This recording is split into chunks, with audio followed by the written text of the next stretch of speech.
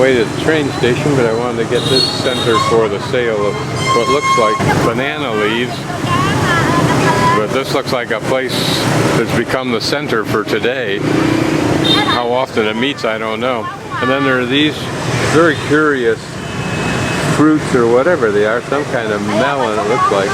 We're about an hour late already, and what they've done is our train is here and they took away car number 12, moved it way down there, then backed over it on that side there, then backed all the way back down there, and I think it's going to come back right now with 3 cars to replace the one it took away, probably to accommodate what might be an extra large group of people that they hadn't planned on.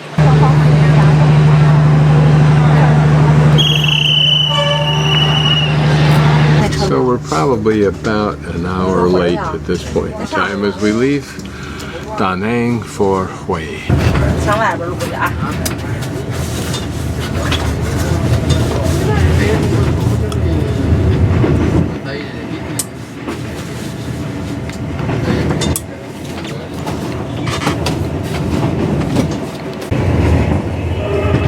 Big construction going on around here, tons of brick.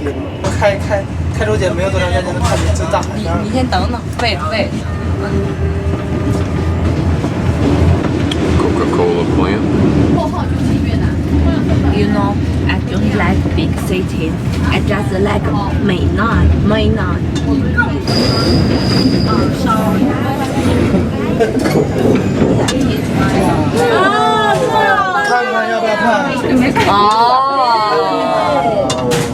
我觉得这段还行，就指望那个行程课程给我多拍几张。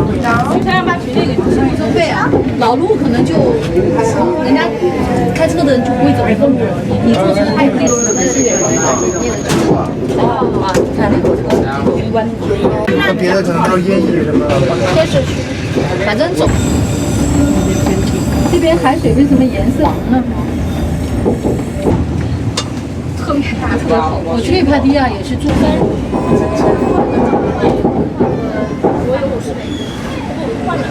Grinding up one of the steepest parts of this run, I think.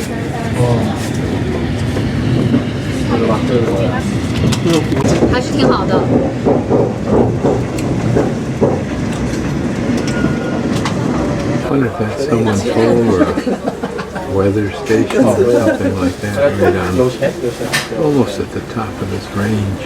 Just a guess that we may have stopped near the top. Maybe to let the engine cool off if it's necessary to do that. We're imperceptibly starting to move. Kinda. We're actually slipping backwards a little bit. A lot of people, a lot of car, maybe. I hope all of this is intentional. Yeah. Now we're going to try forward movement. Oh, there we go. Because this resistance, I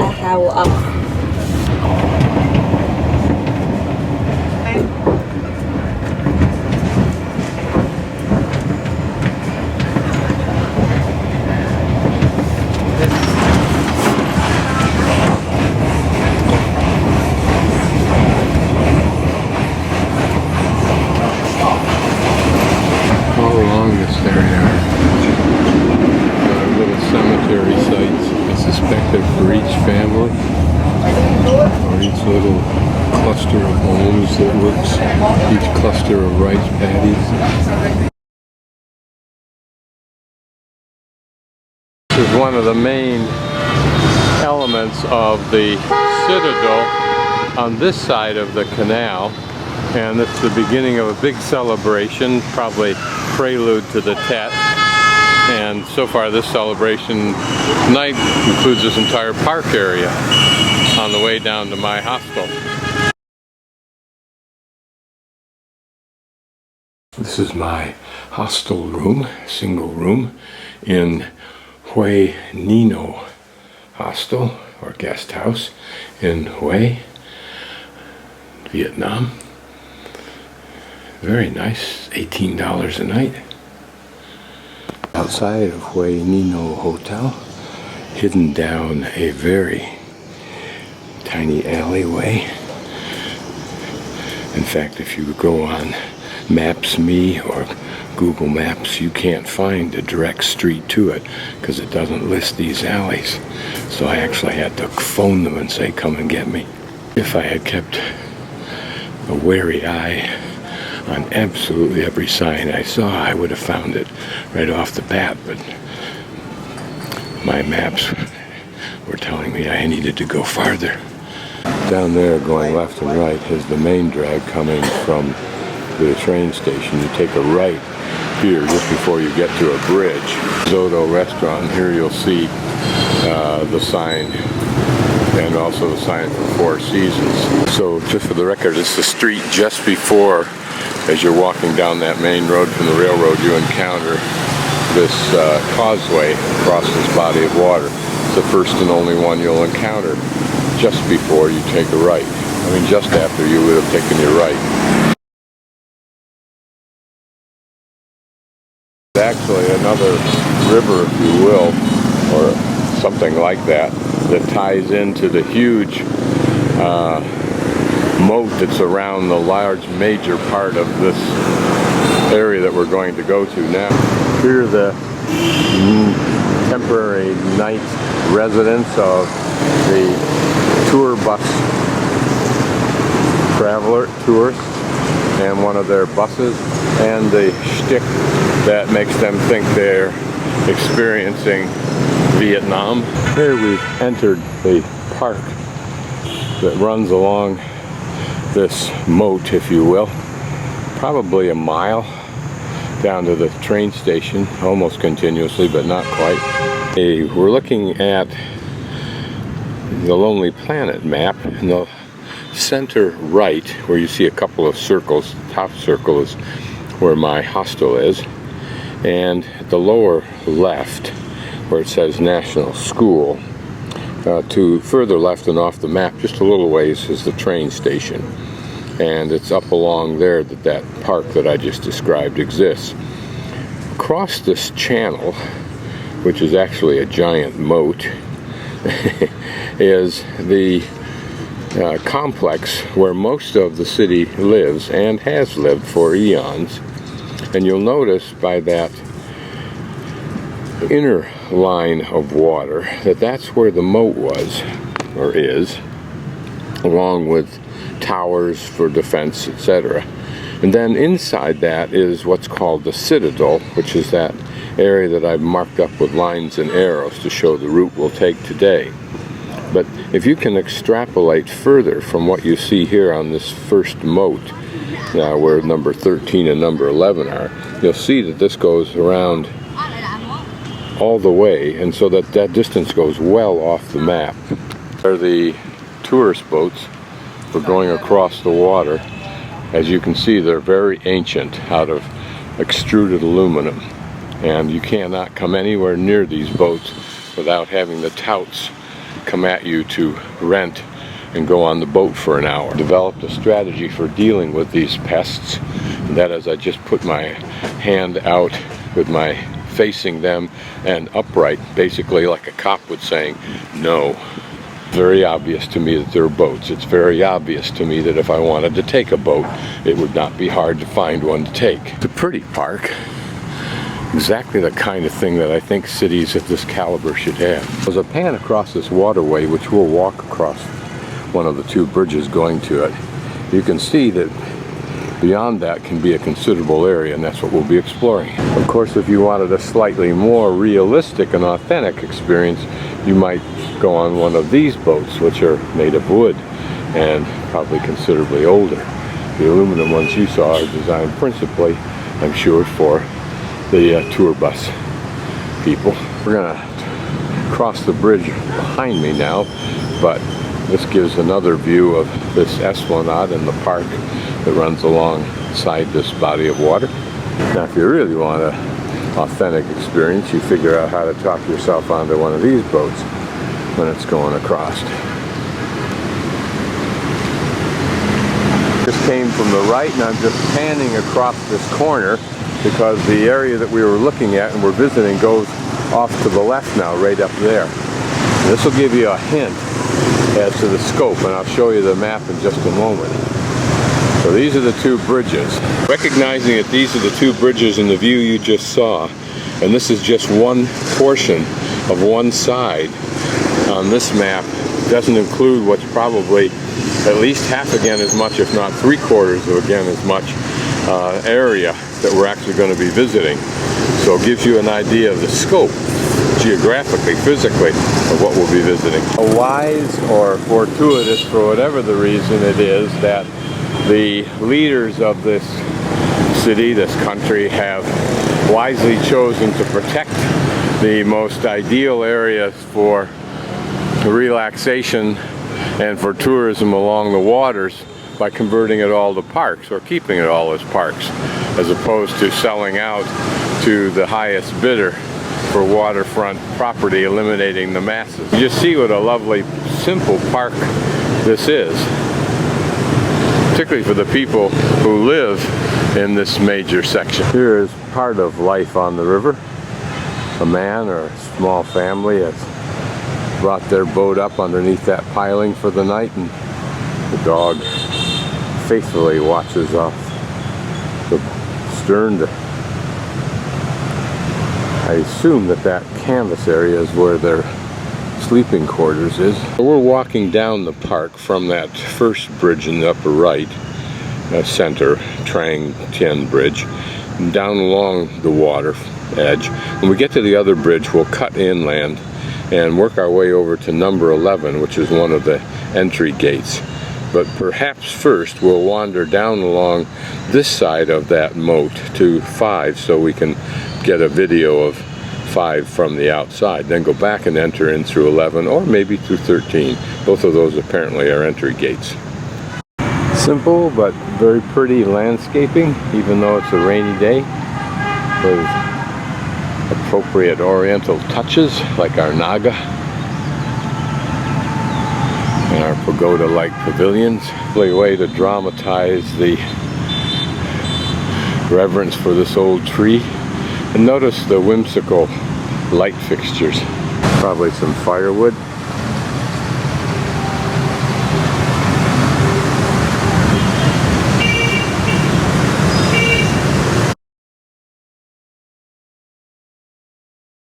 Need to fill your landscape pond with fish, or your aquarium with fish.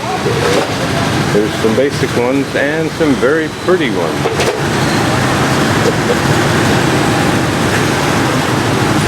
Good job.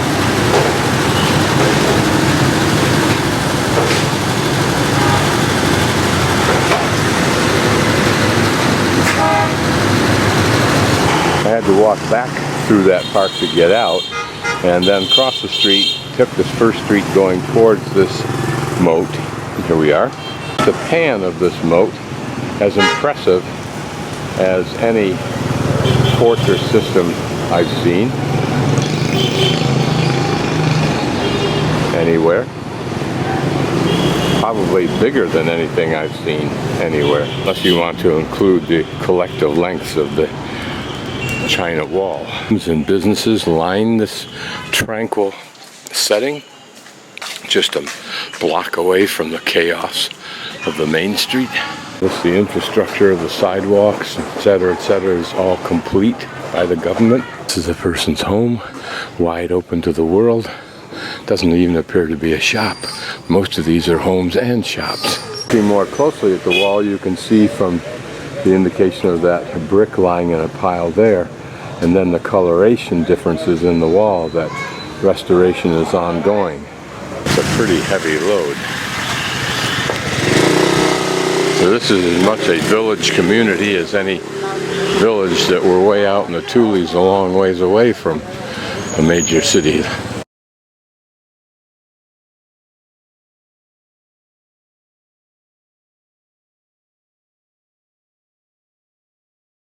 This, I believe, is Ngan Gate, Ngan. It will have 4 cannons associated with it, I think, on the inside, representing the 4 seasons. And to the left of Ngan Gate is the flag tower. This is a pretty impressive fortress, particularly given the size. We're just seeing a tiny fragment of it, really. And of course, from here to the main street to that large body of water, all set up for the Tet celebration, which is ongoing for 8 days apparently. Although, according to one account, it's not supposed to start until Thursday. Here we're just inside the wall, just inside that gate. And where the tourists are, the 4 cannon. We'll go take a closer look. These are the 4 cannon, built never to be fired, but merely to represent, in this case, the 4 seasons. Now down there you can see in the distance the farther tower. That will hold 5 more cannon, reflecting the 5 elements of the world.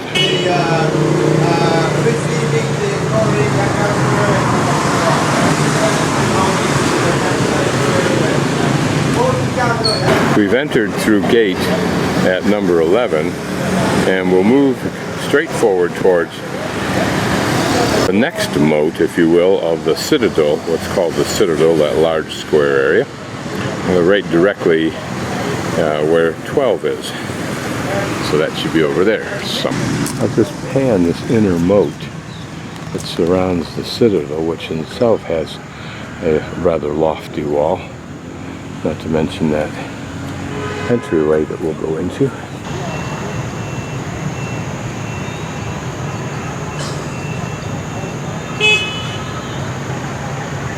So this is called the, I don't know how to pronounce it, it's NGO, No Mon Gate, or the Noontime Gate facing flag tower. So if you look here, you can see the cemetery. It was here in 1945 that the last king abdicated to a group of representatives sent from Ho Chi Minh. And that was the end of the imperial era. And again, in the old days, we can imagine when this was fleshed out and relatively new and highly well maintained. The center door, as was the case in Beijing's imperial city, was for the use of the emperor only. You can imagine on days when the emperor was moving about, perhaps these balconies were filled with observers and hanger-ons inside the main gate. And of course, in the center is where the emperor would come through. Who knows what hanger-ons would be up above. But of course, after 1945... And now I'll pan around the inside. Very pretty with these ponds on the right and left side. And again, the central entrance. Not as dramatic as the imperial city in Beijing, but certainly very dramatic.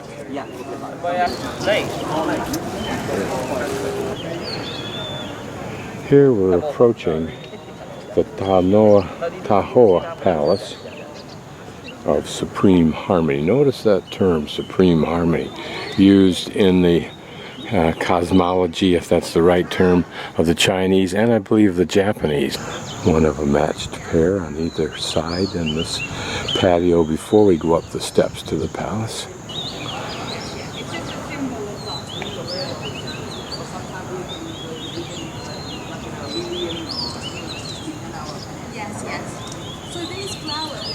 These were, if they were once emblazoned with dates or text or potted, it appears. One wonders what it might have looked like when the emperor was here and in its full glory. We can expect 3 things. 1, 80 columns that are carved and lacquered elaborately, an elaborate roof on the interior, wood roof, and an impressive audio visual show.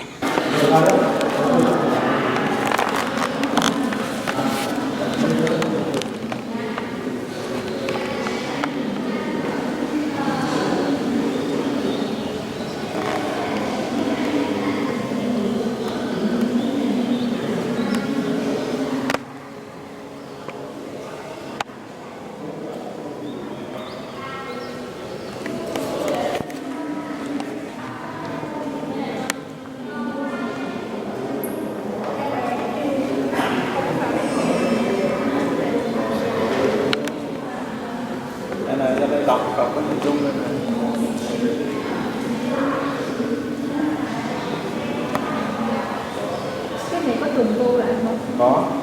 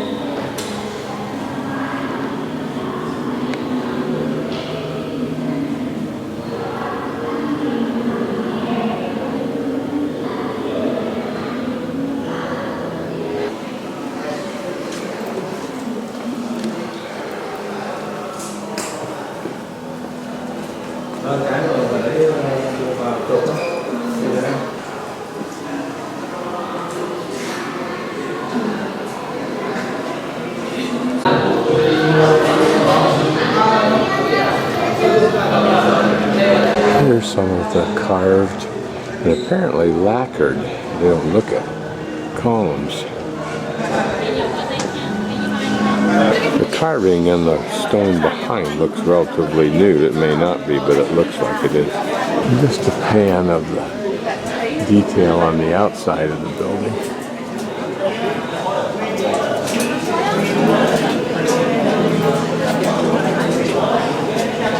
Notice how relatively simple is this construction design compared to the Chinese. The right should be the Hall of Mandarins, and back in there should be some galleries, but we'll try to note each one as I get to them. Hopefully they're designated, but maybe not. Take a little bit of a look at this detail on the wall surrounding this. Looks old because of the moss, but it's a little bit interesting because it appears to have enameled, if not glazed, individual panels inserted inside of those glazed, open, detailed brick, if you will. I don't know quite how to describe that. Look more like pieces of pottery, and that may well be what they are.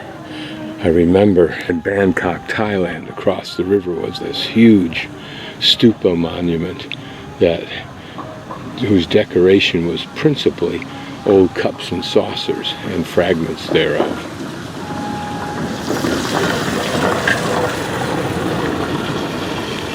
We'll get down and look at a little bit of the detail on these cups, and then we can, or these fragments, whatever they are of. There must be some kind of philosophy behind these. They're too unique and poignant not to be. Is this one piece or three fragments composing one design?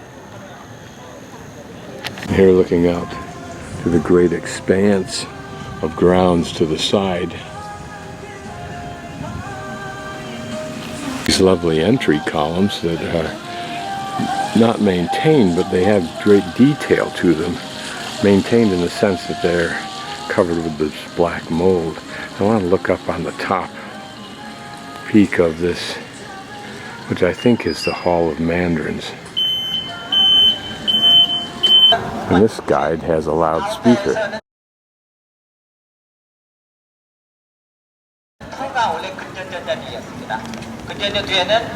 Not a terribly impressive building, really. May have looked more dramatic when it was brand new. There's a walkway building. Interesting again, was it for fire protection? As was something similar to this seen in the Chinese temples? Probably poetry that only the Vietnamese and what other languages that is can appreciate. How new construction this looks like old canes.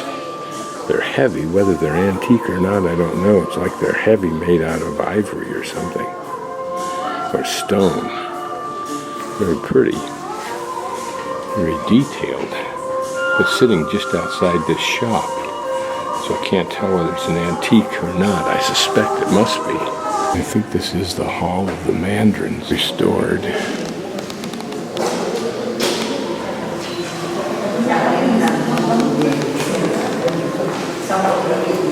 It's like a very elaborate tea set. Everything here is related to drinking tea. These may be vessels that you can suck the tea out with that straw-like device. Same with that one over there. But imagine the history, imagine the peoples, imagine the conversations that took place between people using those four little cups. Like a condiment tray, elaborate one wonders what it was used for. There's sweet preserves. There's just some ordinary dishes used. And more elegant ones. But not in their own way spectacular. Whether that's a cultural difference or an aesthetic difference, I don't know. A portrayal of the sacrificial offerings to heaven.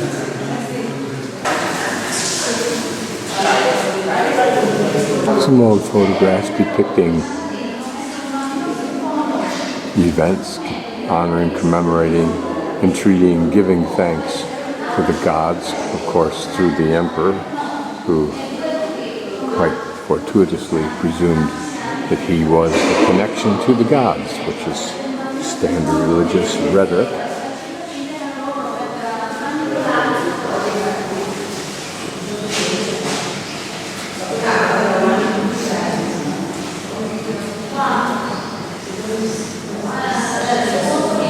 You can imagine elephants as war machines, which is reflecting the highly creative mix of music, dance, and drama. Their words.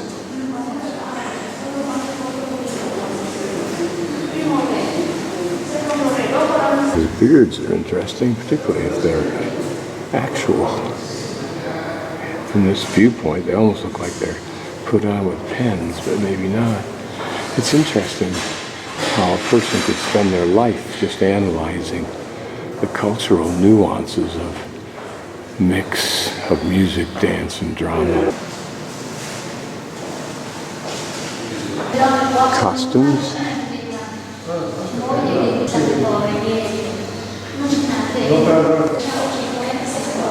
It's like the shoes that look so curious to us.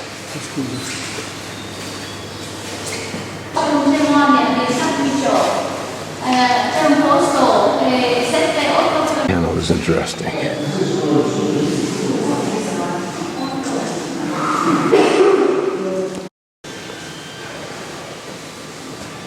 The concubines. Why do we find prostitution so difficult a concept to accept when government and religion, it's okay, and at all ages?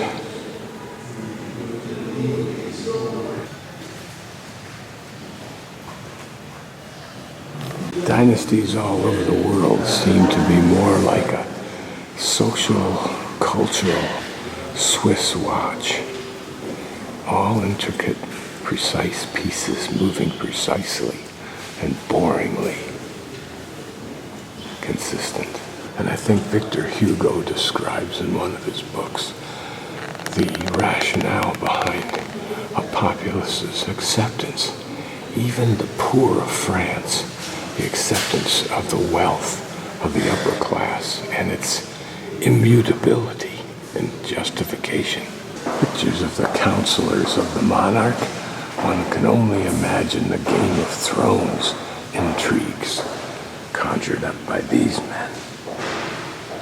The evils done in their name, by their word, and yet we appear to revere their past, having no knowledge openly of what they really did. At the Howard Hughes fingernails, a reflection of the fact they did no work, only thought. With elegant women and their long fingernails. So were the administrators in China. They were a specific class, educated and not revered, but respected and protected.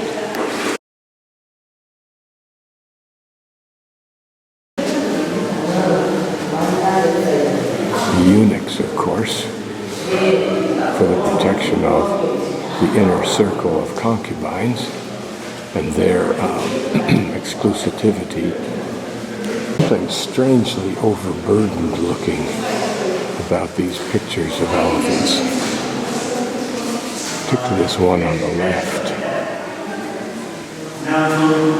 Might have been a very pretty, I say that in the usual use of that word, room with its pink contrasting against the brilliant red and with the light blues thrown in for good measure and the tan as a background.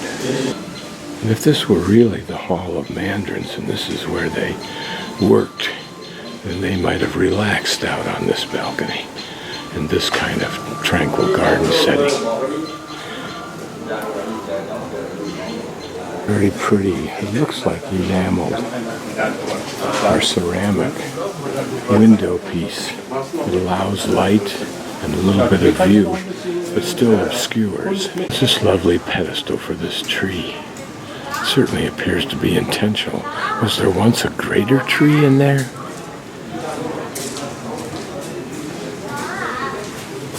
And from the outside, these two window panels. The map seems to suggest that this is the Ngan Palace ruins with two beautiful reconstructed red lacquer galleries. Then behind the palaces, the Purple City. That apparently is what all of this behind this wall is. So we'll go explore what does remain. It may be that this part of the structure that looks quite good may be the only example that will seem realistic of the rest of this palace. But let's look inside.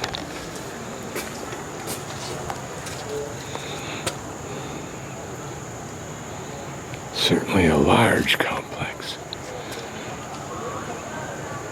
These may be the two restored galleries, so we'll walk down each one. Here, looking back at the inside of that wall I panned, we get just the remnants of the detail that might have existed, that did exist, now in very shabby, worn condition. And notice those little inserts there of broken pottery pieces, and yet these are completed ceramic vignettes of some sort. You can just make out a bird, a horse, trees, walls.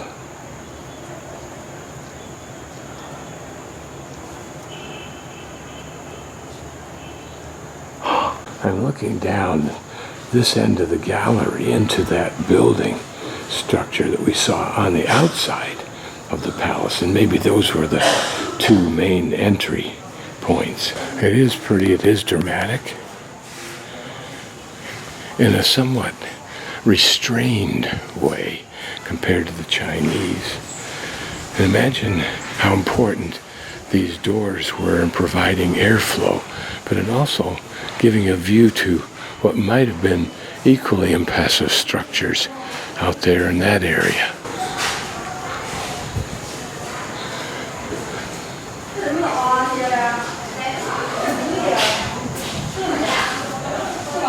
Of course, here looking interior, again, these various center areas, did they contain pools? They look like they have ridges that would have been similar to rice paddies, maybe for decoration. And we'll take a closer look at the panels above those galleries in a few minutes. If this was restored, even already it started to deteriorate out.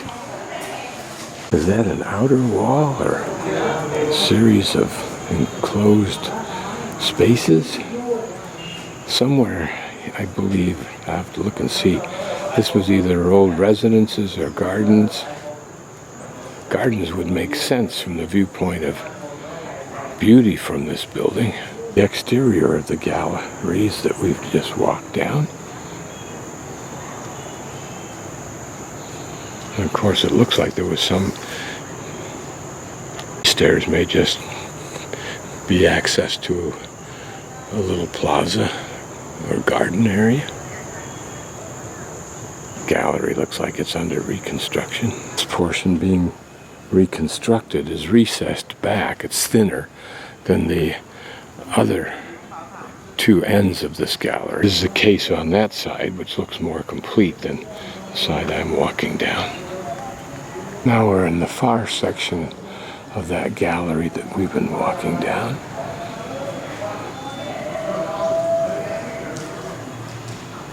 Very pretty design element. You have to wonder what this was used for. Important buildings like the residences in the center, don't have a clue. Another very long gallery. Perhaps the galleries just connected large complexes or buildings or other structures within this whole complex. Here's the exterior, opening itself into what might have been a courtyard, contained with a smaller wall than that which goes around the whole complex. A detailed plaque that has, who knows what it means, but its own graphic, maybe illustrating what this whole area looked like.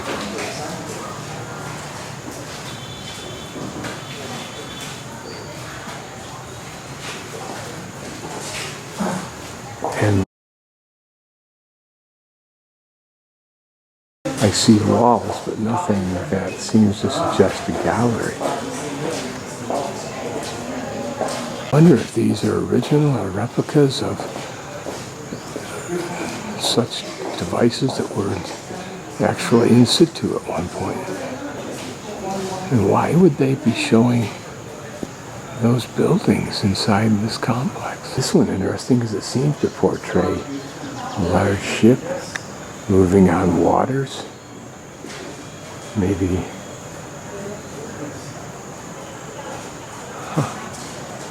it almost looks like the waters continue on inside those walled enclosures. So who knows?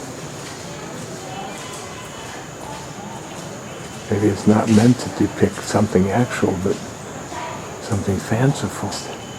Then, as well as now, to create these panels. Here we can relate, there's the flag tower and the two main entrance towers to the right and left in the foreground. This may well be a view of that area. That may, no. But where's the palace? And all of that, I don't see it. It looks to be a flag tower, but I don't see anything else that can I connect with. These galleries, in essence, create a citadel within a citadel.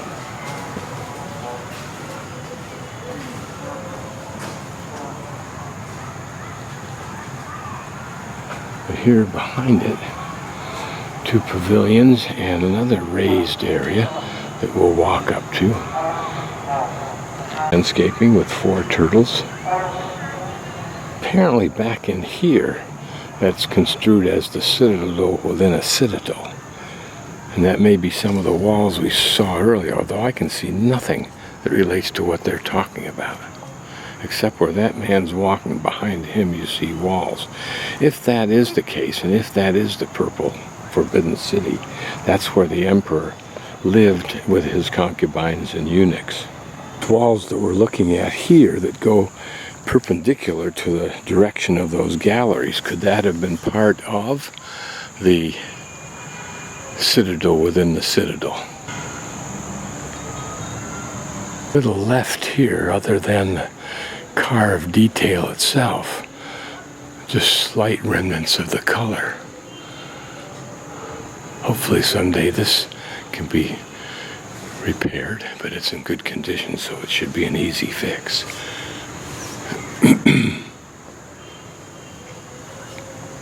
One could imagine that at those galleries, that they make a nice entree into what may be, and see that water feature over there we'll visit in a moment, the intimate grounds of the emperor. This pedestal-like platform with its nagas would suggest something elevated, to say the least, and therefore very important, and quite then possibly that citadel within a citadel. Maybe these are additional walls of the same thing. I'm going to walk down here just to see if I can gain a sense of this area that we're in, or that we're walking by, and then we'll come back. And there used to be something like 148 structures throughout this area, and now there are 30. So this gate, and behind it where those ladies are, apparently was where the emperor had his home, but its walls are contiguous to this beautiful moat system that went around this entire citadel complex. That must be the gate opposite the main gate that we entered through when we came in. Now imagine the emperor, if he had a kayak like mine, flitting about on an afternoon just for fun. Pretty cool life, really. I actually believe the emperor's life was probably a horribly boring experience. A combination of sleep, avoiding the internal organ systems, sex, food, and endless, meticulous ritual. Seriously. Stand at the top of these steps. It's easy to imagine as I pan about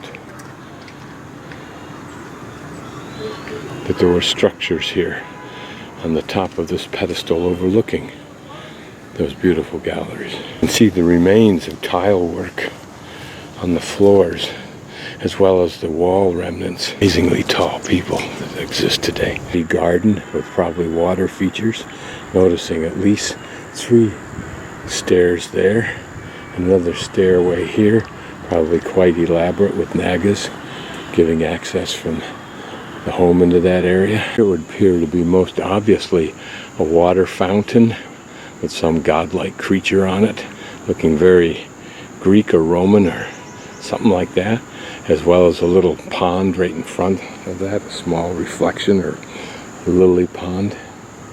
Probably the walls decorated with color, maybe even with decorations, and inside those little niches that you see. Neither the queen bee, the queen ant, or the queen termite had a very enviable life. Certainly one of our movie stars or tech people have a far, far more exciting life. It does look like there's a more dramatic entry than the one that we saw over there. And here, just a hint of the typical facade of the powerful.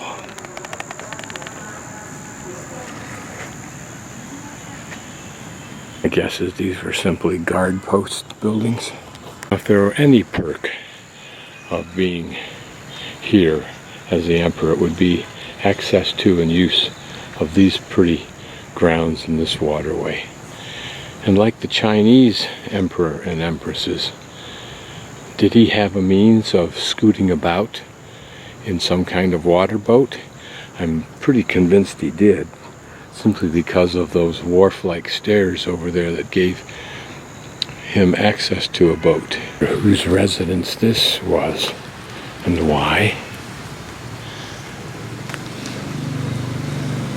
We'll go walk out on that little spit of land. It's so pretty. Pretty it must have been, since it still is.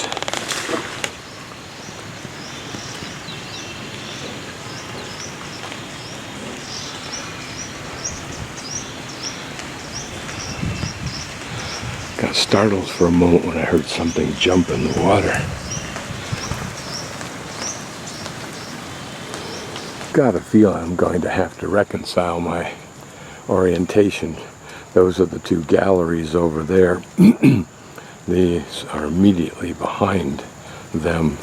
As we first entered them, they're to the immediate right, behind the right-hand gallery. I wonder what's underneath that building, beneath that temporary building that's being protected.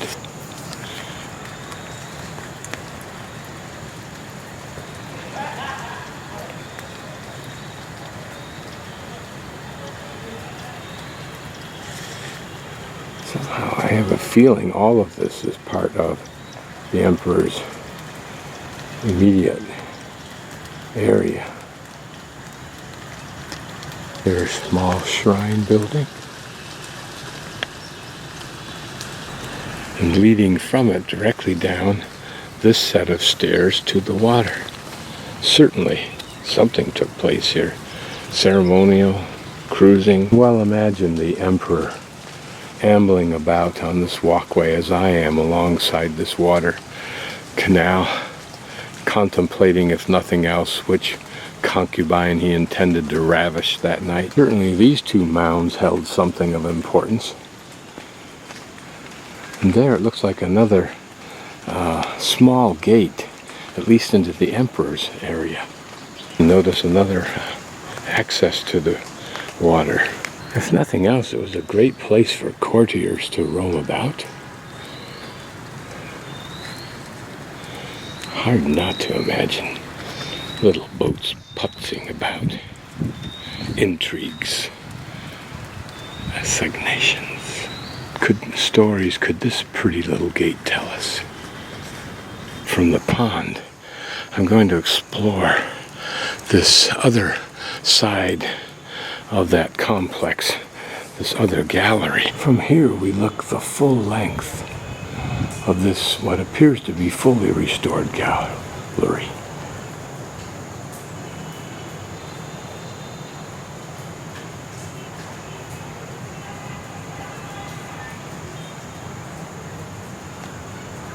And my guess is that all these interior areas were filled with big structures.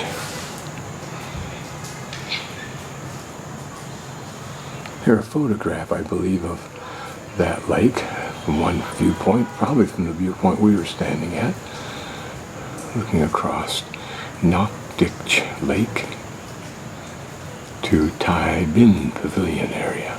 Now, sometime soon in our jaunt about, we should see these 9 dynastic urns.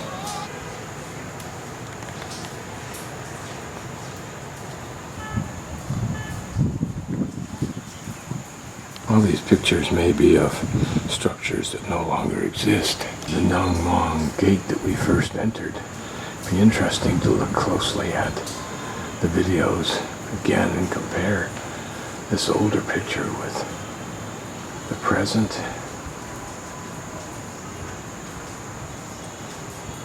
The lake to our left, and there that pretty structure that we could see from it. So, Tai Bin Reading Pavilion. So, Tai Bin Reading. A little bit over the top compared to my reading room, but I'm sure a pleasant place nevertheless to enjoy that experience. Here, a lovely water feature. I guess you could consider my After J Pond this equivalent. Some beautiful roof detail that we'll explore in a moment.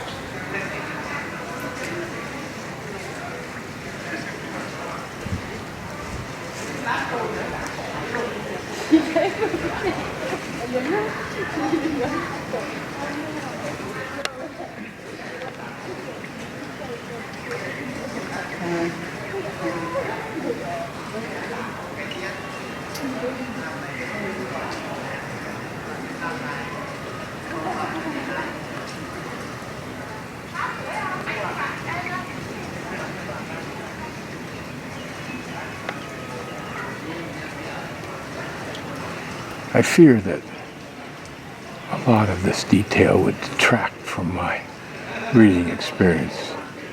It probably explains why I don't have such a reading room.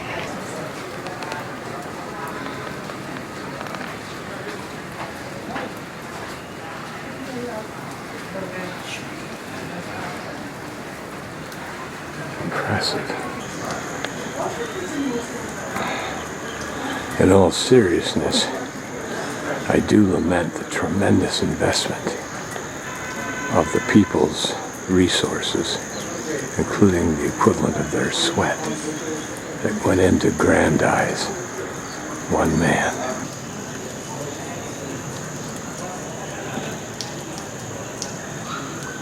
It is part of the crime that offends the democratic mind. Truly beautiful architectural building of its style, though.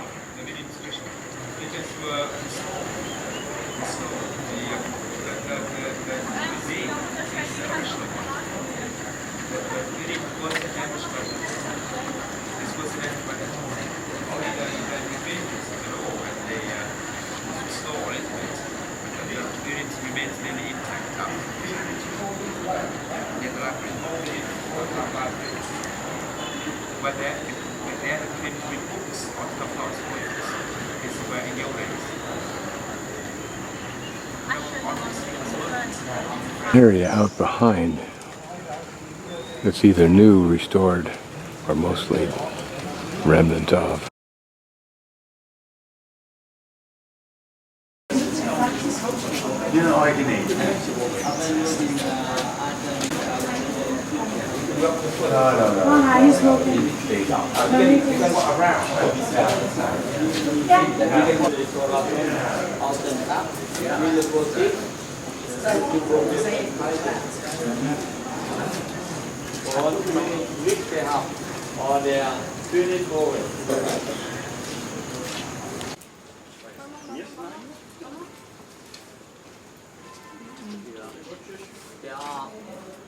Der Höhenbeamte, Sie sind aus dem Stuhle und der andere verbeugen, weil der hat eine Bühne gehabt.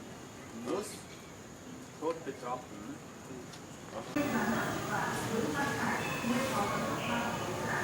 There's an irony that a king or an emperor could gain tranquility here, whereas I get it best sitting in my recliner passenger seat in my van.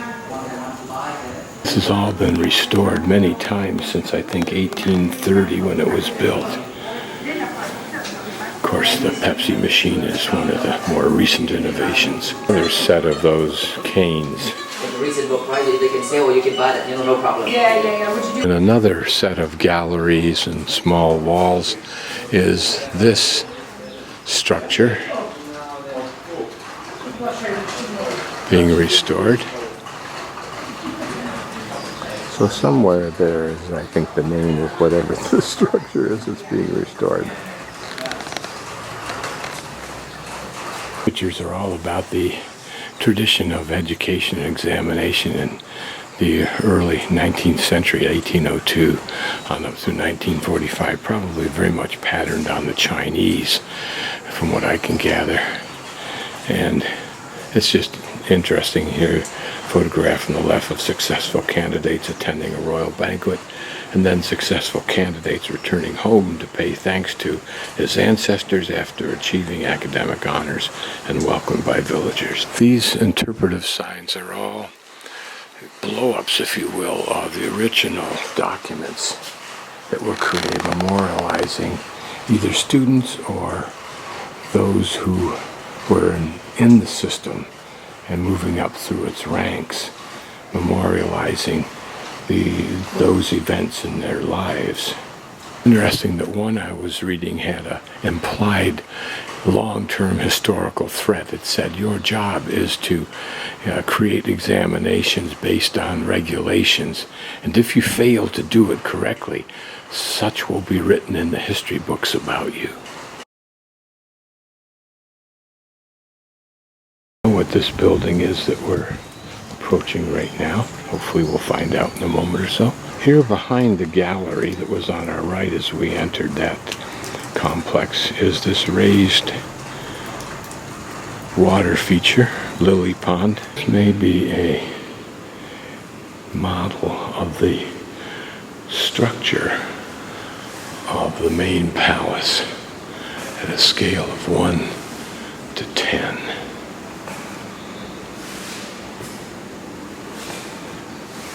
Maybe in the University of Arts building number 19, I just simply don't know. I need to correct something. Notice this body of water right underneath my question mark. That appears to be the body of water that was directly behind the emperor's, what I think was the pedestal for his living complex. It was not part of the moat. The moat was beyond that further, and I just didn't see it. Looking inside the entrance of the University of Arts building that I thought we were in, I'm not going to take off my wet, rainy shoes and go in. But it is a very pretty building. College students work. Pretty grounds for this small institution. There, a dramatic gate being restored.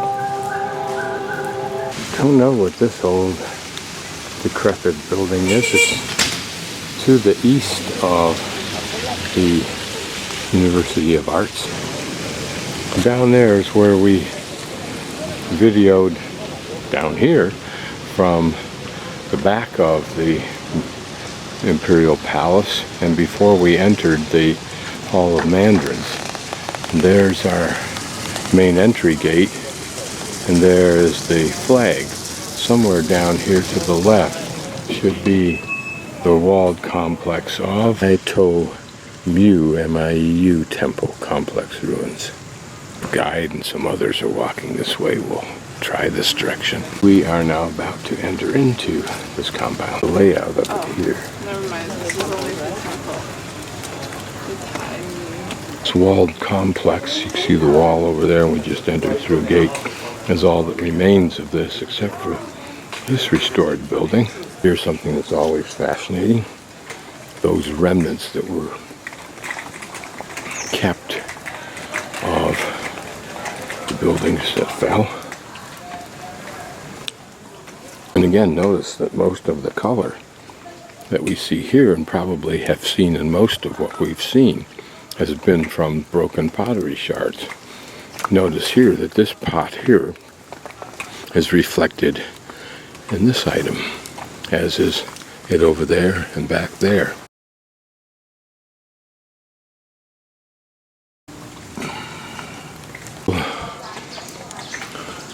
Could the artisans who had created these original pieces of ceramic have imagined that this is where they would be immortalized? Imagine what this might have looked like in the day.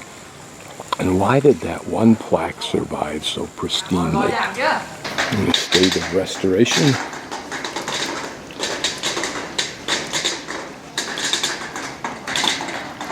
One young American I spoke to was chagrined that restoration was occurring, and I can empathize with this thought.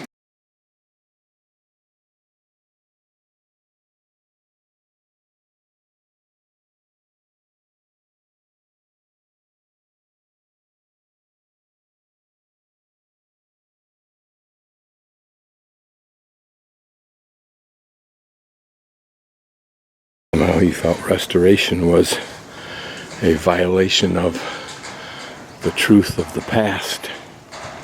I think you have to consider what was the cause of the damage.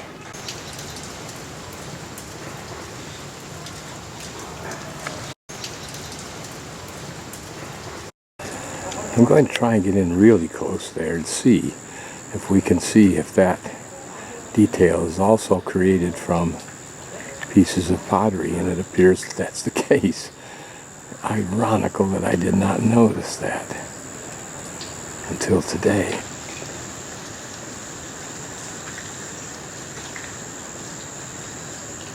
Looking at the inside of this gate, I'm afraid to go outside because they tell me I can't come back in, so I'll see it at another time.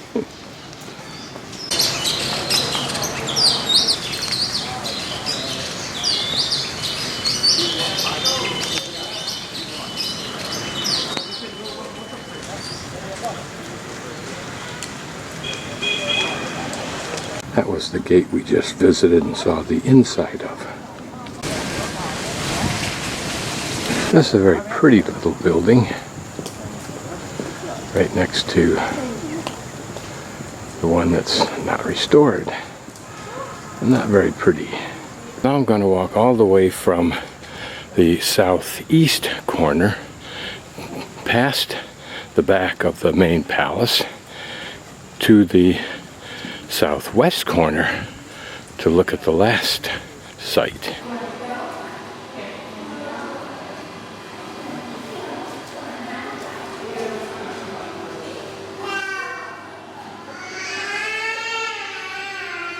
The wall that surrounds some of what we have not seen off to the left of where those two galleries were. I just thought this sign, a major intersection in this complex, which may suggest additional temples, etc., behind these walls, or at least temple complexes. And this may have been an area that was bombed out. Who knows? Yen, Kong Tien, and To Mieu. This gate suggests something was important behind here. I'm in search of his number 17. This is the Mieu temple complex. We'll take a quick look inside of. It is the Phong Tien temple complex, dating from 1814.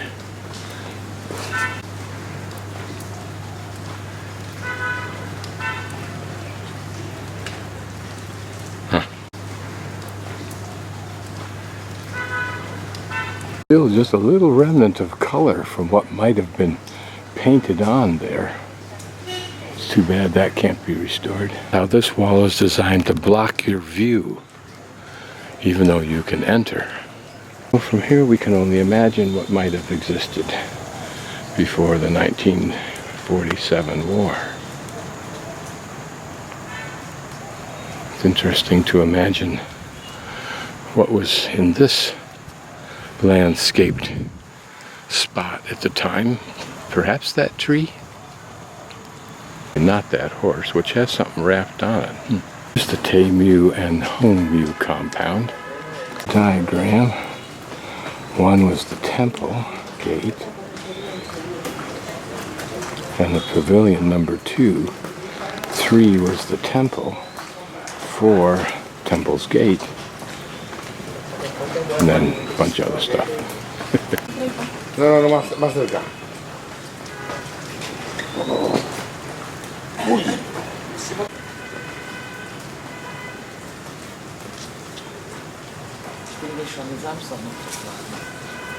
This is a pretty little complex, mostly because of the landscaping and the gates and the walls. The Hung To temple complex.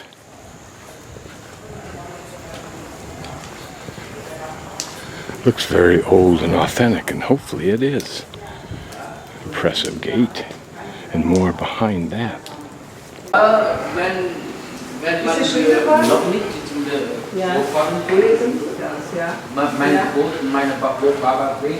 Isn't this pretty, the way these doors opened up? You can imagine that in Jackson Hole if it weren't for the winters. One of these royal altars is supported by the U.S. Ambassador's Fund for Cultural Preservation, February 2015.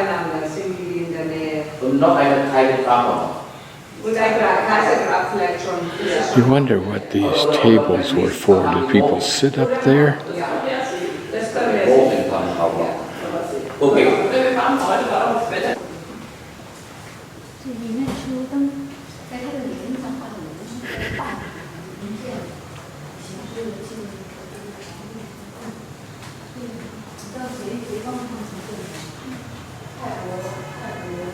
Impressive when they're brand new, I'll betcha. Imagine one of these things on the front of your branch.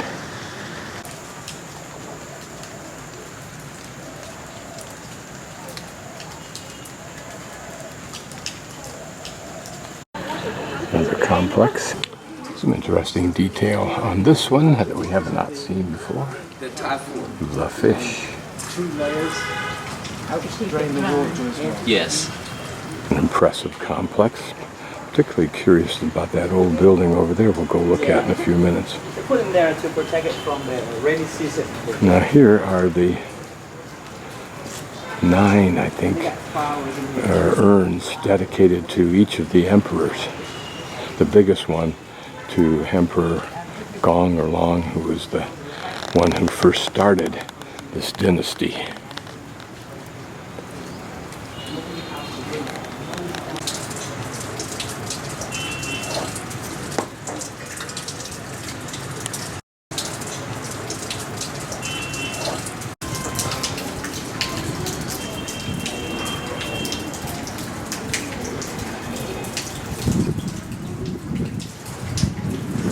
Interesting how the tradition can be so consistent in its design and execution. This red, the pillars, the gold, the same degree of restraint. First time I've noticed these umbrellas that are typical of Buddhism. They're an impressive looking structure.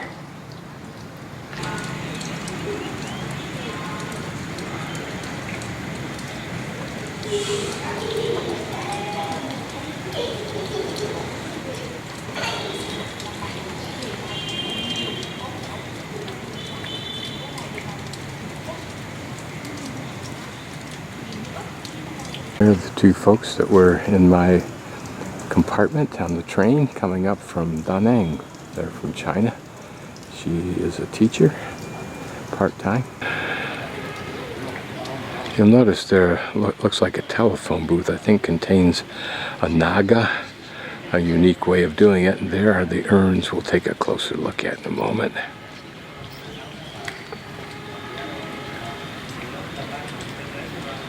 Perhaps can see the naga inside their telephone booth. Seen too well, so this will have to do. There are the 9 urns to honor each of the emperors in the dynasty. Or dynasty.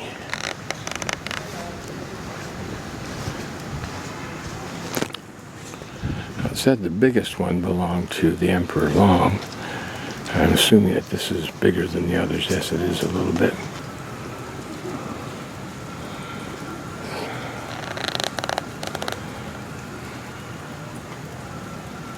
Walk around one of these and hopefully we can get a sense for it. It must have been quite a achievement to cast these on the assumption that that detail was inherent in the casting as opposed to added.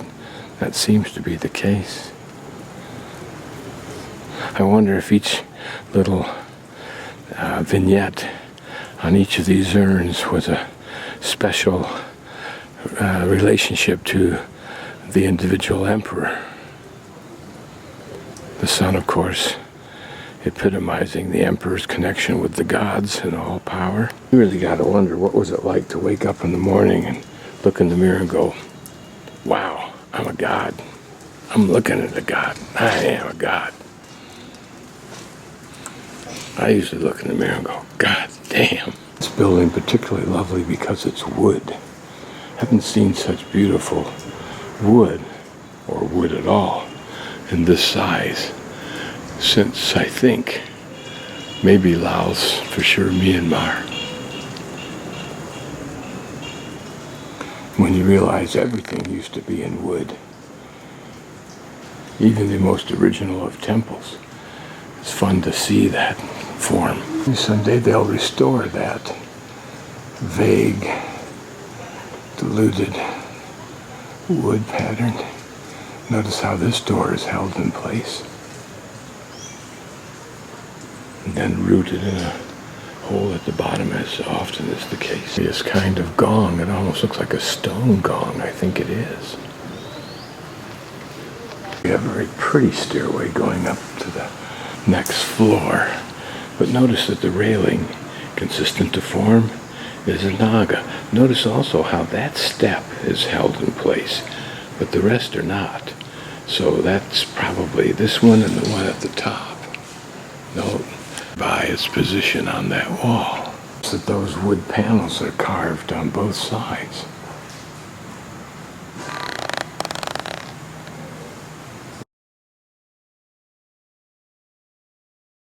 Look like wood, a prints of wood carving.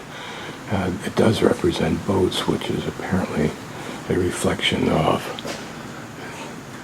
Vietnam's sovereignty over the East Sea on the 9 dynastic urns.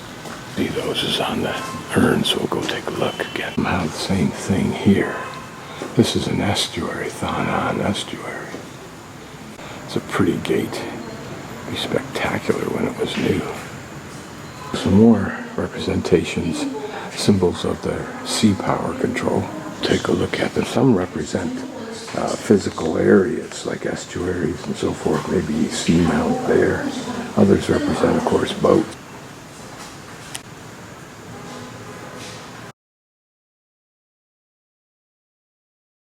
A sea creature, one I described as a seamount. The slime that's on these tiles makes them just like ice. These like beautiful still lifes, but that calligraphy probably defines them even more precisely. Sea scene of rocky shoreline or seamounts. Fish. It looks like a pretty mountain scene. Perhaps a mountain fortress. Chinese-like junk. The lightning from clouds. Interesting because it portrays what are very large bugs. On the big guy's urn, he wasn't making some statements. It's a bird. Or a turtle, maybe. Rather mundane subject. Chicken. Modern rifles. That's interesting. Plant. I believe a rainbow. Oh, that's a ship, is it? Don't know. Depicting rain, I would bet. Oared boat, like a bow and arrow, or a crossbow. Boat with oars. The outer wall of the entire complex, which will take us back to the second gate we want to exit out of.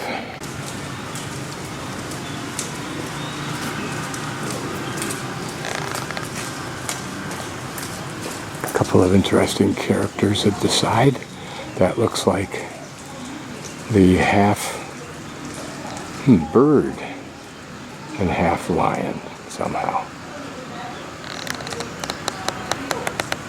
This one looks like it has the forepaws of a bird, the back paw of a lion, the head of a character. Maybe he is one of those.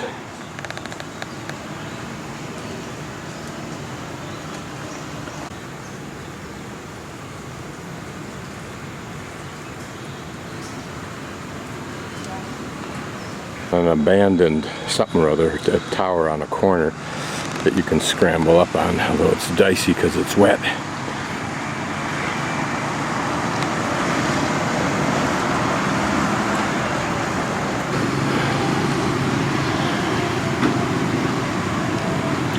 How pretty it used to be. It's quite a complex. Here, a beautifully maintained gate. I think it's the one exactly opposite the one we looked at the inside of a little bit earlier. It'll be interesting to take a closer look at both and see if there's any similarity. Probably in overall design, but maybe in detail they differ.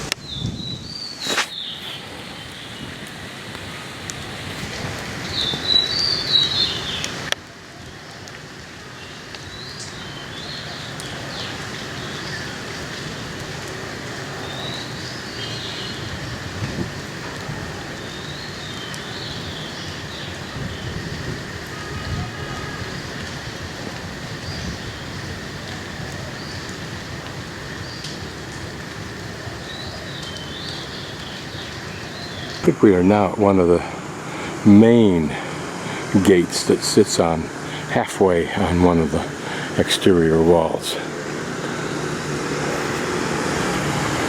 Imagine what it was like in the old days when maybe just either villages or fields radiated out from this palace complex.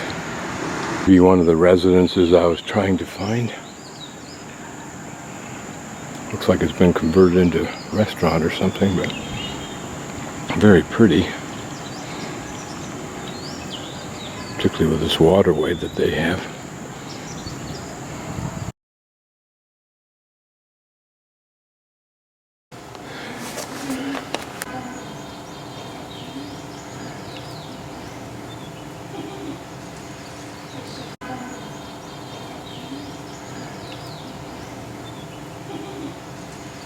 be implements for the ingestion or the chewing of betel nuts. A condiment container. Life in the day.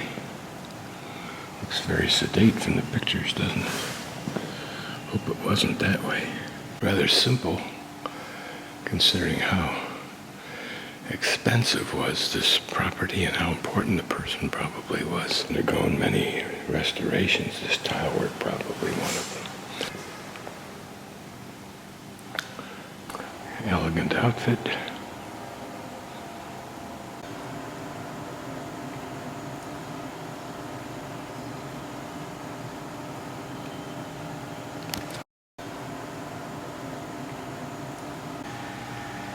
Well, kept some ladies employed.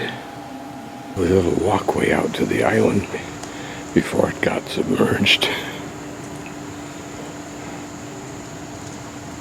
Here, perhaps, across the street, another residence. Looks like they broke the entire china set for this, all that's left of this place. It's notable because it's one of the original wooden ones. It's been surrounded and protected by the cement wall that makes it look rather plain and ugly. So this was a large structure. I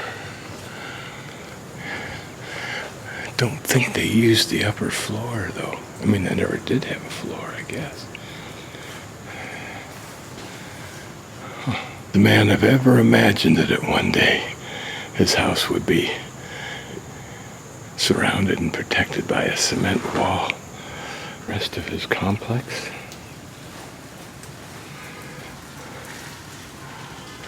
Would that tree have been there at the time?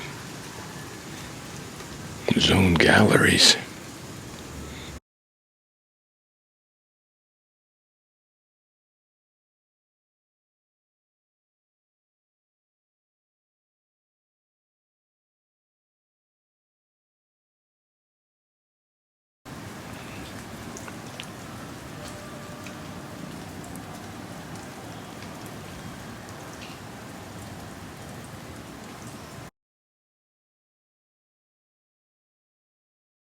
High-ceilinged rooms.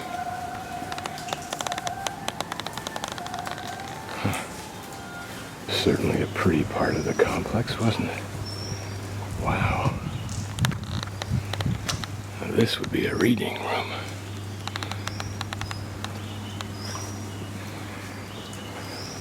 This is the Truong Pavilion, erected in 1849. The building served as the Queen Mother's Pleasures Pavilion for fresh air and beautiful scenes. The anteroom was known as Fong Hall. This pavilion was once a building featuring delicate architecture and elaborate wood carvings which harmonized with the landscape. Oh, inlaid mother of pearl up there. That's interesting. Here you can see the intricacy of the carving. Pretty place it was, eh?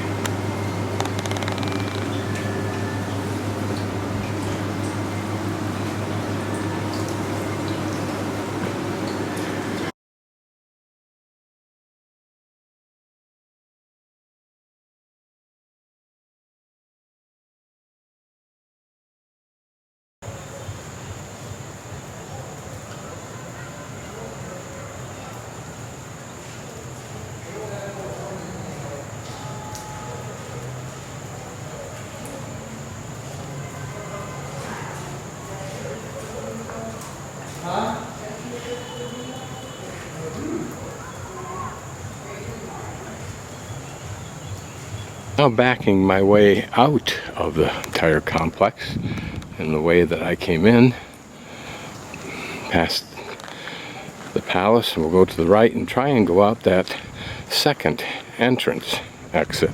Some nagas and other fanciful creatures on the end of the main palace.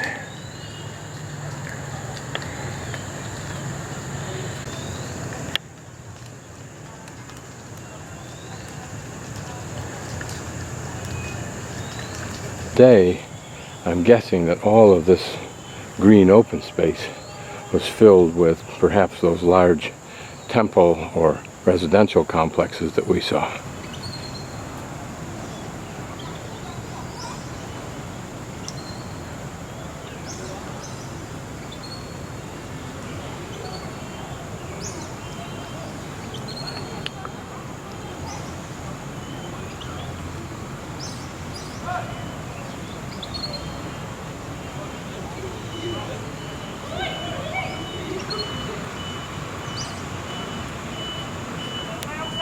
I didn't walk up, so here we go.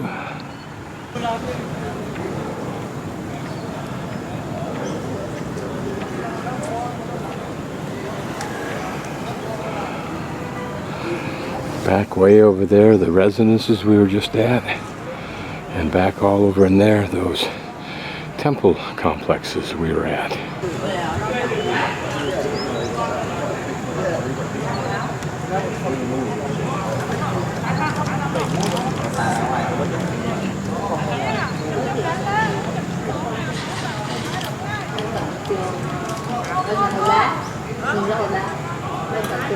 I wonder how much of the countryside the emperor ever saw, particularly in his early life. And here's the outside of that gate, which the bureaucrat who made the decision that this is the only place you can get out. Military stuff from probably Vietnam for sure, including probably some of our planes. Well, there's a Navy plane there. Not funny. Stuff probably captured from us or left behind. That was American. It's the 104. I'm not sure. That I don't know about Navy planes. MiG-21 D6 aircraft. I don't know if there's a sanctioned way to get up there, but there is that. I think that's the tower we entered through. I don't know what we'll get to see from up here.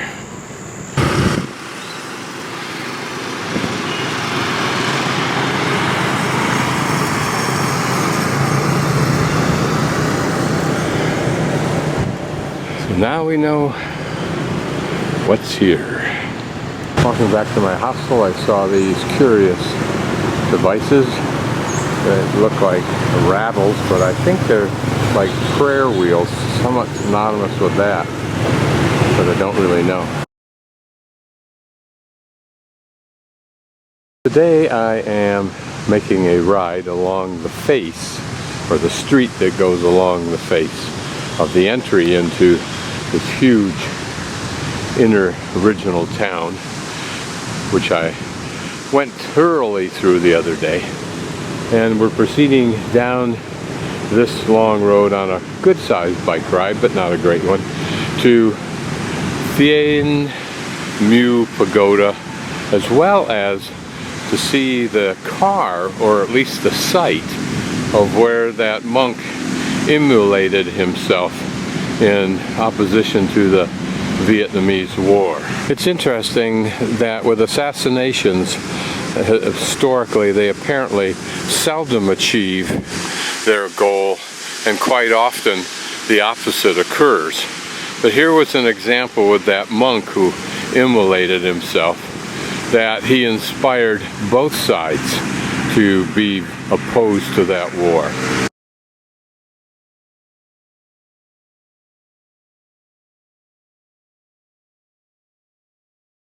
With lack of anything else to do today but go down to that one pagoda, stop when I saw what looked like a church.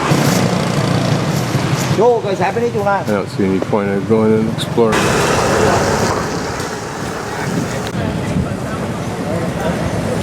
The benefit of this waterfront setting, of course, is that in the old day you could bring your boat up here, religious processions to the pagoda, and today the tourists can arrive by faux authenticity.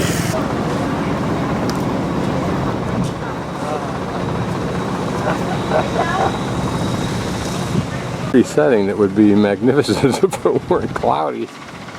Oh, what the hell. That's what YouTube. Interesting to see all the young Europeans traveling with their Oriental girlfriends.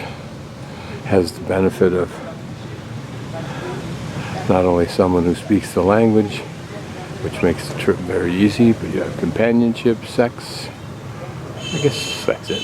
Curious bell tower, only in the sense that it's made out of solid cement and brick, but a magnificent bell. But the bell looks like, nope, not, I was going to say I thought it was supported on the bottom, but it's not, just inches above that cement window that it's framed in. Oh, that is its support window. I bet you in the past that may have sat inside of a wooden pagoda as opposed to the cement one. Much to look at on this pagoda, but it looks like this has survived the weather better than most of the corner detail. I would guess it's bird-like in design, but can't be sure of that. Complex is in a long configuration, a linear configuration. So we'll walk through this gate to find a strategy for seeing things here without being in the midst of those small tour groups. And these figures, one with a different colored face actually, they both have, all three have different, just that these two are just slight off shade, the one on the right from the one on the left. But again, these are reminiscent of what I saw in China, of which there were 4, I think, protecting temples in any various combinations. Just that there's 6 across this plaza.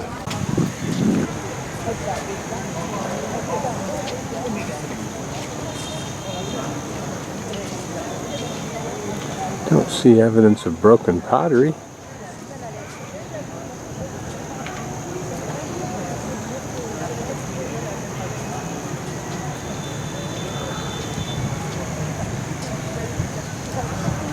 You can see that's in the form of a naga. These what I think are considered defensive characters.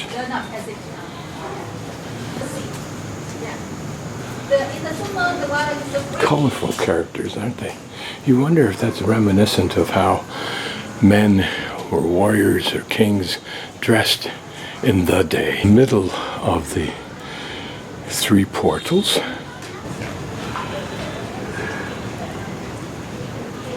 The teacher giving a warning. Portal. I'm sure each of these has great significance, of which you will learn nothing from me, sadly. I think the facial expressions are interesting.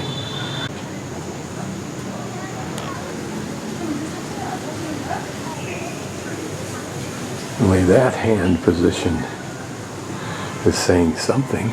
Looking back through the center portal and up to the little temple shrine on top. We'll get in a little closer. Whether that's Buddha or not, I don't know, but one suspects. The 3 characters opposite, the first 3 we looked at. They ate well, for sure. When you read Game of Thrones, and you've seen sites like this, the development of characters seems so obviously an allusion to history. Again, we'll look closely at these faces, the same 3 in the same order.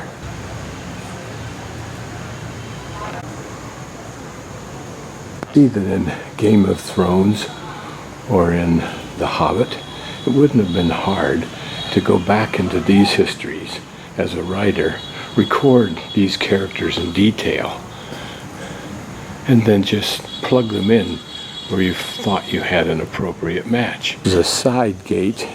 Everything, color, detail seems washed out. I'm on the outside finding the same thing. Washed out by time. All of those niches and panels probably at one time held something. Interesting how intuitively almost all cultures seem to put their important religious sites up on some kind of a pedal, still oftentimes memorializing them or at least defining them by substantial walls. We're looking at the end of this next building that we've been approaching, and up to it to give you context.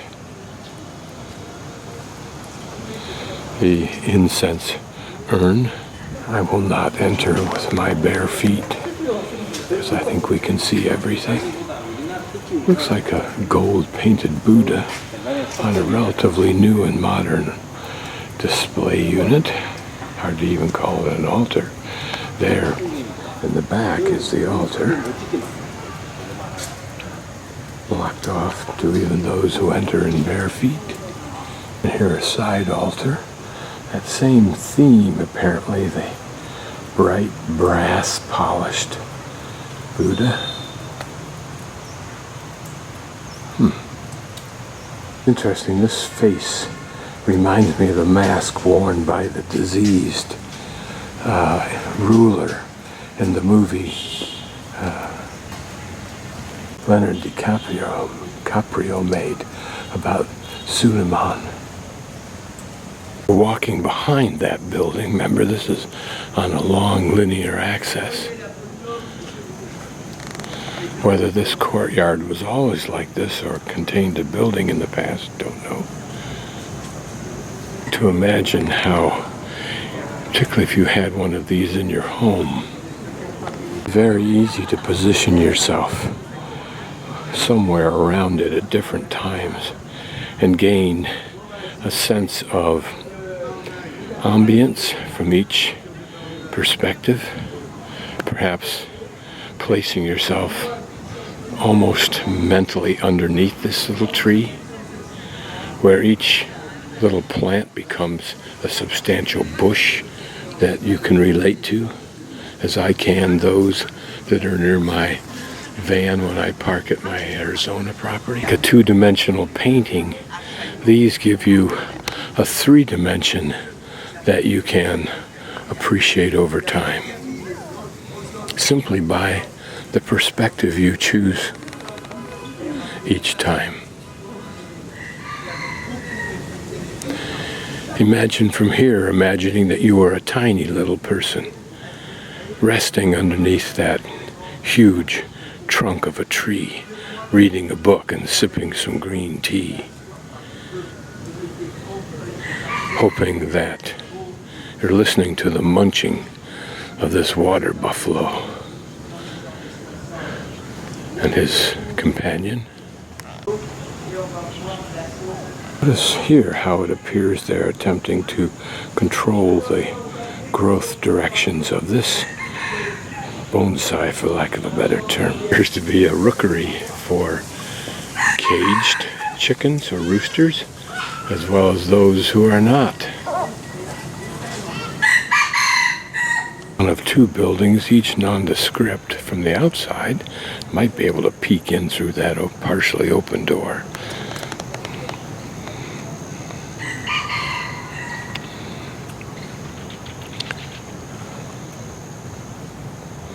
And as I was panning this last pan, I reflected on some mounds, sites that I'd visited where the mounds were all in a curving line, intentionally laid out. Absolutely no connection whatsoever to these other than the fact that there was some intentional design to both that mound context and this. But it's interesting. That's what intrigues my mind, is how it will compare what I've seen with what I'm seeing. This, I'm thinking, may be the Thien Mu Pagoda. Small, pretty in its way. Remember, pagodas and stupas contain a Buddha relic or a facsimile thereof.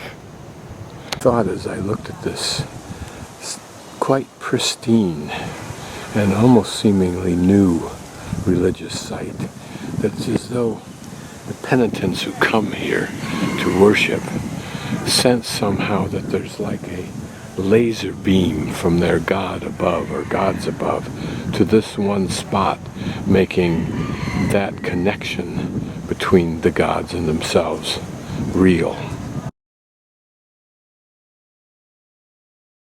Walked through the trees on just a dirt path, an informal path, and found what is this very unique cemetery, unique from the viewpoint of the design of these tombs, almost circular, with upraised wings or portions to them. Walk to the far end of that long axis behind that little stupa we were just looking at to find a large cemetery. Maybe I can get to it along that side road. We'll try. And rice paddies off to the distance, conjuring up my irony of those who worked it all their lives being buried right next to it for eternity. This tree's root system seems interesting, perhaps because it seems trapped within those brick confines, but also because it reminds me of the brain and its surface convolutions. Pretty trees with these lovely flowers.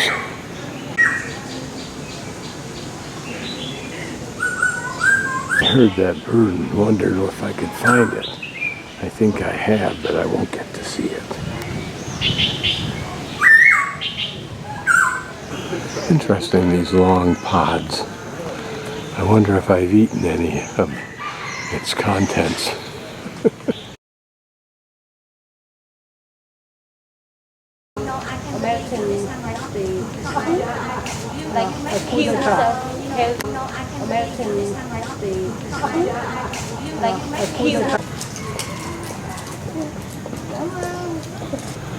I don't know if that car is related to the man per se, or whether it simply is related to that moment in history and that it was in the iconic photograph.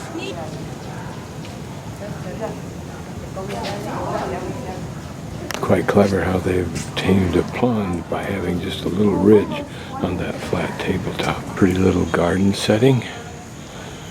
You would think someone would be able to replicate this idea, and probably does, in the States. Difficulty is doing it with class, not letting it be shtick or tacky.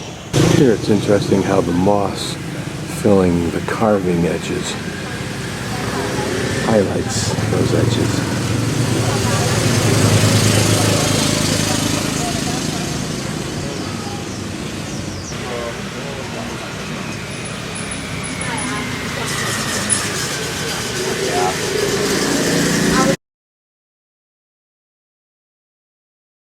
Pagoda we just visited is to our right, and up that little road a ways. I just came down here for the two reasons. One, just for the fun of seeing this rural area, and number two, to see if I could get a backdoor route to that cemetery. Pagoda we visited is off to the right. I just came down that little road for two reasons. One, to see if I could find a back door into the cemetery, which I cannot do from here, and just to take a look and be in a rural part, or a rural setting, if you will. It's interesting how not more than a few hundred yards can get you away from the cacophony of tourism.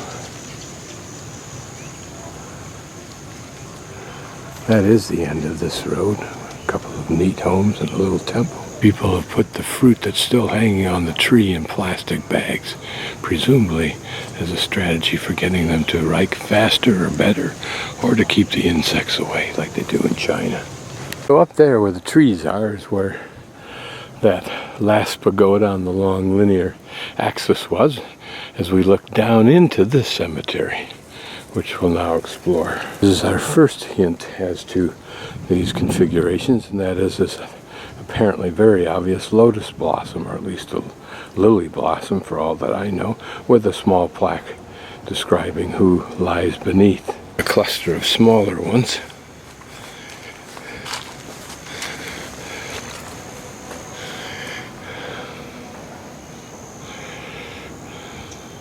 Look about here, you'll notice that there is a mound that's in dirt.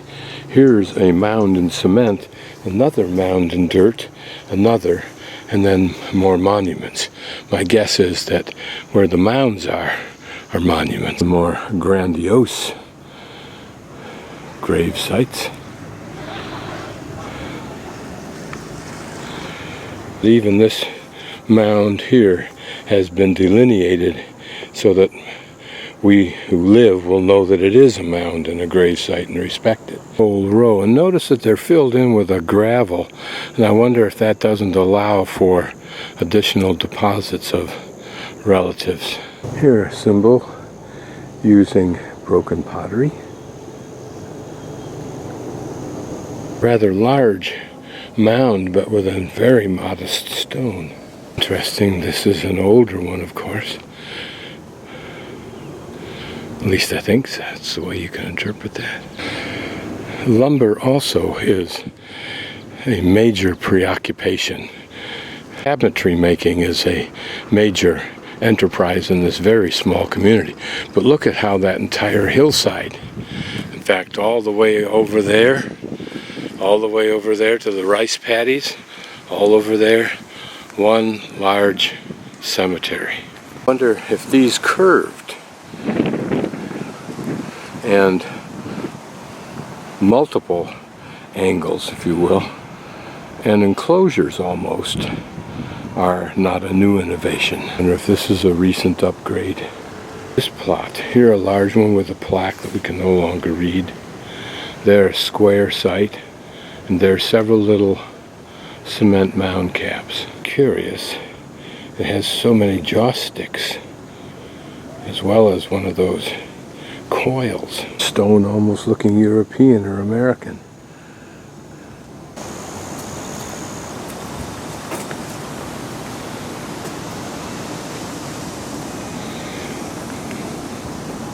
All due respect to all of these people, I do not wish this as my legacy. Rather, I wish to melt into the earth as I came from it. That effort, I could have gone down this side street and got exactly here. Serendipity. It's the most grand that I have seen. Has a little entryway here, past these nagas, but yet the same lotus leaf in the center. It's just these nagas that create this curve that add the drama. Erected in 1990, you can see it doesn't take very long for this cement to be blackened by the damp mold. In the upper left corner, another one of those naga types, but deteriorated significantly if it were ever that well embellished. Maybe it was just a stone and cement. This is that older one, looking very pretty with the cactus flowers and presumably broken pieces of pottery embellishing that little temple. Interesting, because another lies behind it, taking advantage of the same detail, if you will, or temple-like structure at the beginning, but not having one of its own. Husband and wife, perhaps. Color over here and bigger burial sites. Those that truly do not want to be forgotten. But only time will erase them. And it will. 100, 200 years from now, no one will know or care.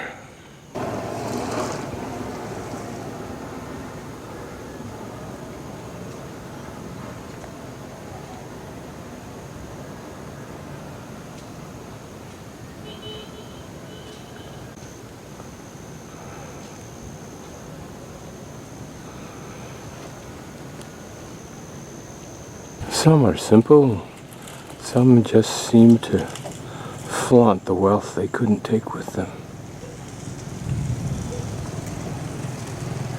Some refuse to go unnoticed.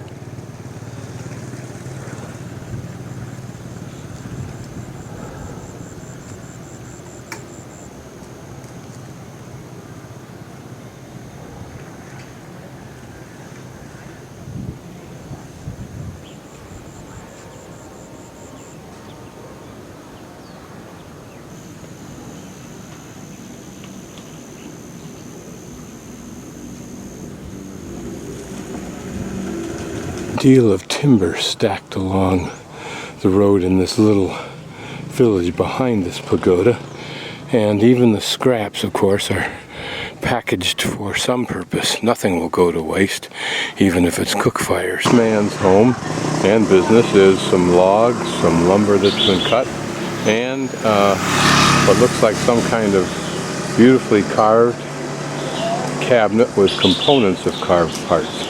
And there's the lumber over there, and there's the man himself. Pretty little temple building. Lots of pretty color detail.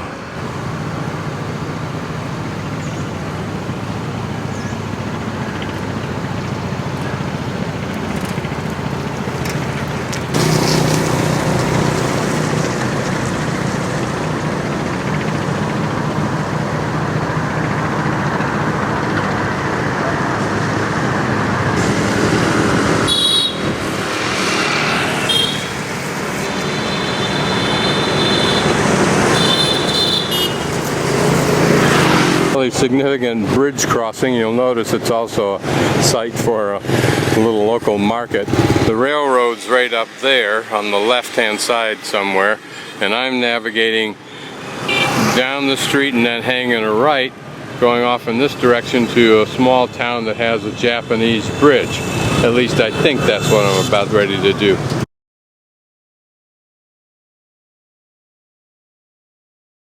Here are the Fathers of Redemption, with a bigger pile of cement. They're trying to get their bit of traction in Vietnam.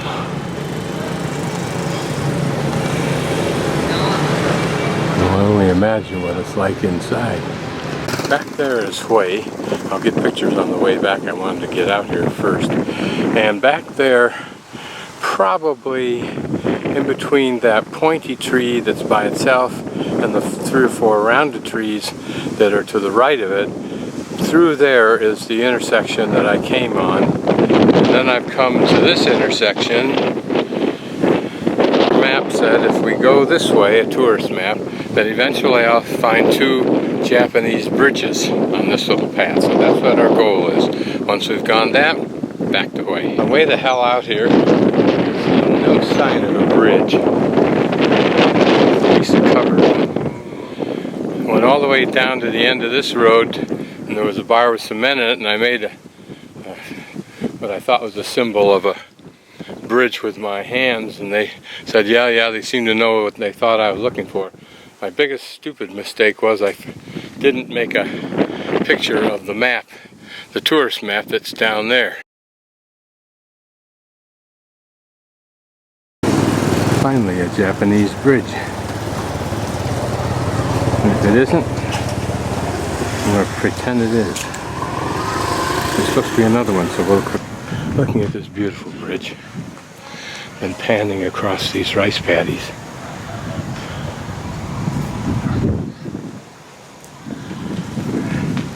Maybe you can imagine the history when the Japanese were here. As usual, the Japanese do beautiful things, all in the tradition, it looks like, of Vietnam, however, which I'm sure by the time they built this was very much their home and their culture. Planking, probably restored more than once. Here within a temple, whether this is original or not, I don't know, but let's just assume it is. All along here.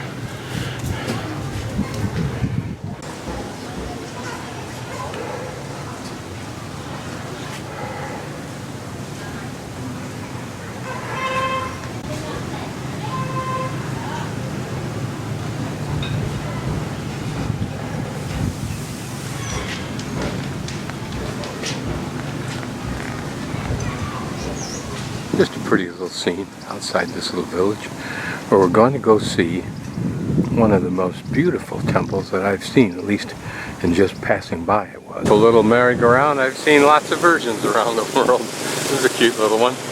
Looks like it could be almost homemade. So here, a little train for kids to ride on.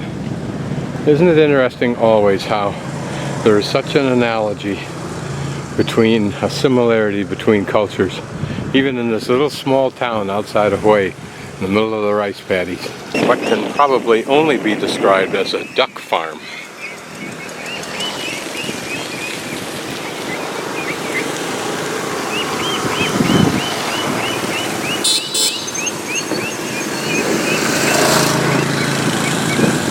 This atmospheric shot, of course, can only be called a duck parade.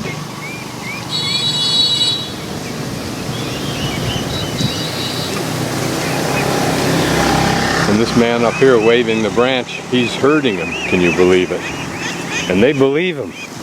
Showing you this one just to kind of get you warmed up for the one that's down the street. This is perhaps the most beautiful one I've seen. We'll take a real close look at this one.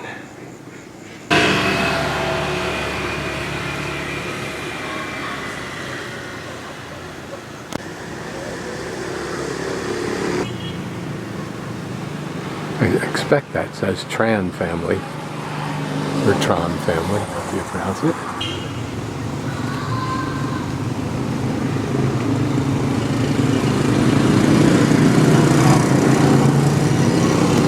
Nagas.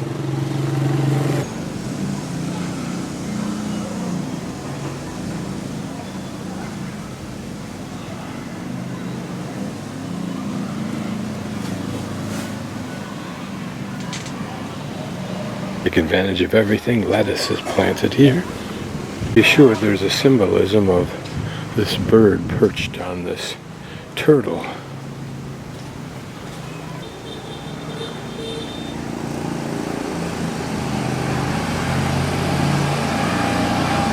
I'm going to look at in detail at each of these three entryways.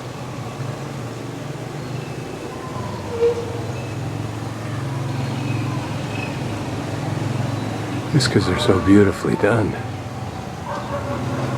Let's cascade down along this column. So beautifully maintained, of course.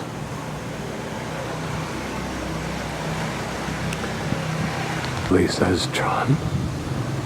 But look at this beautiful see-through window, if you will.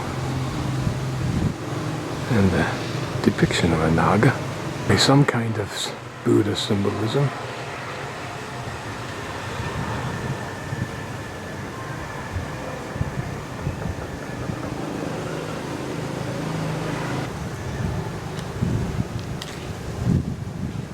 There are bridge depicted, so that may be the bridge that she had built in the late 18th century.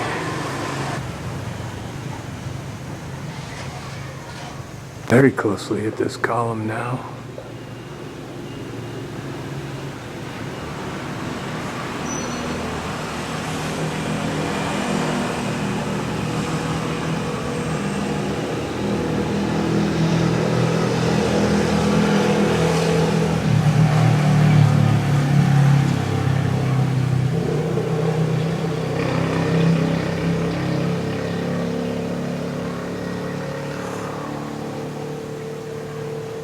Phantasmagoria, or however you say that, of color confronts the eye. Plus those designs are so dramatic.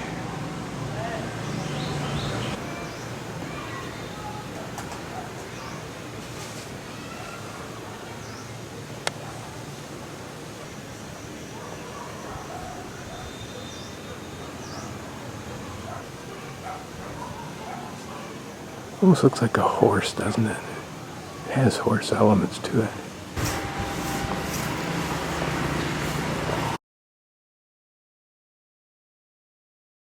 I thought that last temple was the one that had awed me, and I was wrong. There was another one, bigger one. This one. Too much. This is like Versailles. Smaller, but too much to take in one shot. Mentally and by the camera even.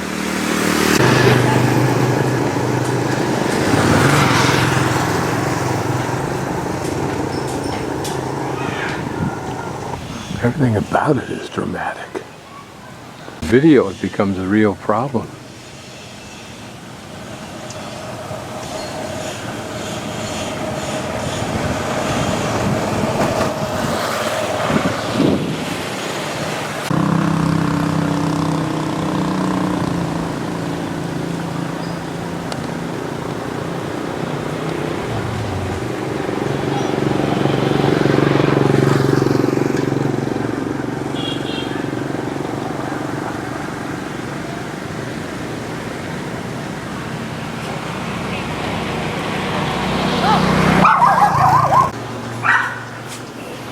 After a little bit of English conversation with the young lady that apparently lives here. Isn't this magnificent? Jeez.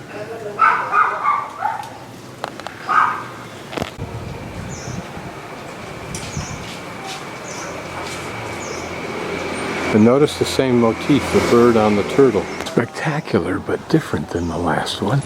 I'd have to spend some time thinking about that last comment, but it is my perception. And then we'll just drop right down along here.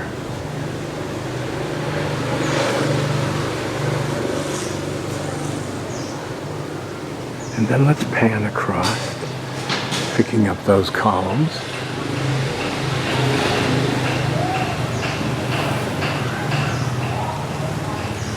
To that balcony area.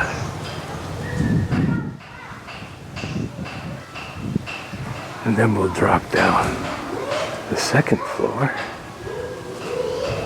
and that pretty stairway and our dramatic large Naga. Yikes.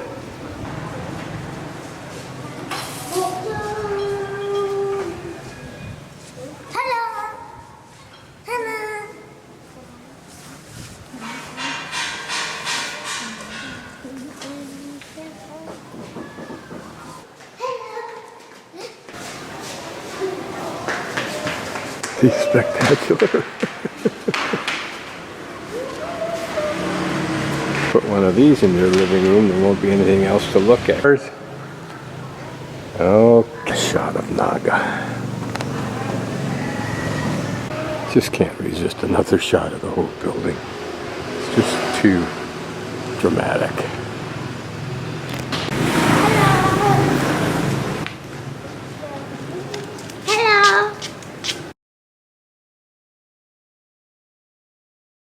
We have a real live bonsai sitting in the middle of this rice paddy. Isn't that pretty? And it has its own little templeette. Here's the tour's map I should have taken a cell phone picture of, although knowing me, I would have gotten lost anyway. Correct way down that road and over to that village. Back in behind those trees.